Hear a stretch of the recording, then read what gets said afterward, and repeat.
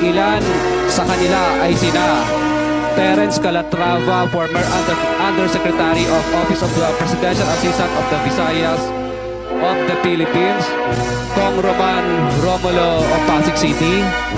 Kong Jojo Ang of Usmang Ilonggo Party List, Congressman Patrick Michael Vargas of Quezon City, Kong Juan Carlos Arjo Aitayde of Quezon City, Nicanor Nicky Briones of AGA Party List, Congressman Marcelino Marci Teodoro of Marikina, Congressman Florida Robes of San Jose del Monte, Bulacan,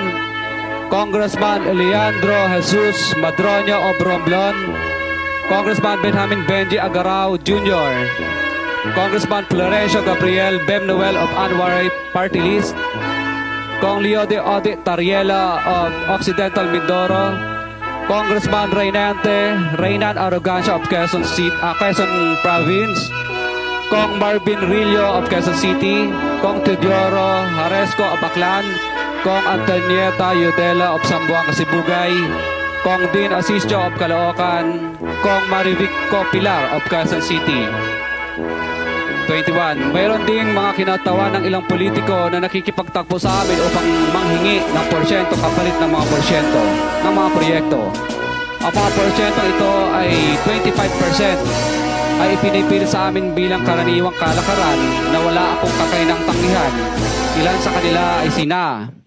Regional Director Eduardo Virgilio of DPW's Region 5, Director Ramon Ariola III of Unified Management UPMO, District Engineer Henry Alcantara, DPW's Bulacan First, Undersecretary Robert Bernardo, District Engineer Aristotle Ramos of DPW's Metro First, Pasig City, District Engineer Manny Bulusan of DPW's North Manila Deo, District Engineer Edgardo C. Pingol of DPW's Bulacan Subdeo,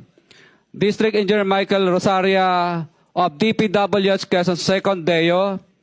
Karamihan sa mga kawani ng DPWs na nabanggit sa itaas ay paulit-ulit na binabanggit ang delivery ng pera ay para sa kay Saldico na dapat at least 25%.